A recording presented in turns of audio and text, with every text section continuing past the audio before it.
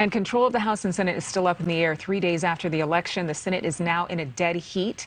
On the House side, no party has yet hit the 218-seat threshold to take the majority, but Republicans are certainly leading there with 210 seats, and already signs that a thin GOP majority could make life complicated for House GOP leader Kevin McCarthy if he is elected House Speaker, as appears to be likely. Niall, Stanage, White House columnist for The Hill, joining me right now. So House Republicans, they put on a fairly united front in the midterms, but obviously we've been talking a little bit how disappointing some of the results were, and there were tensions between conservative and more moderate members of the party. So what does it mean if the GOP does take the House majority? I mean, clearly this is a victory.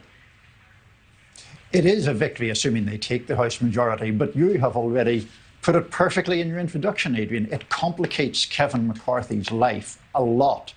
You need, in order to be Speaker, to get a majority of all members of the House. So the magic number is going to be 218 votes.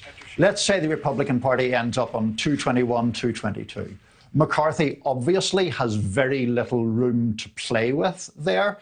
And even if he were to become Speaker, then, of course, there are members of his own party who will have enormous leverage to try to get what they want or to withhold their support on certain votes. So it's going to be a very complicated landscape for Kevin McCarthy to try to navigate. And what is it that, I mean, we're seeing all this developing news overnight and from last night, but what does it mean that his position is in jeopardy? What does that mean for the party, and what does that mean for him personally? Well, for him personally, it would be enormously frustrating because he has coveted the role of Speaker for years, and he sort of made a bid before that didn't quite pan out for him. In terms of the party, it goes to the tensions between more moderate members, and of which McCarthy is basically seen as one, and the more conservative members. Now, McCarthy has tried to make nice with the Conservatives in recent years, certainly since the 2020 election, but there are still those tensions there. McCarthy has been able to stay on the former president's side, a good side in a way, that Senate Minority Leader Mitch McConnell has not. Does that matter at all in terms of course, this year and then the next 2 years?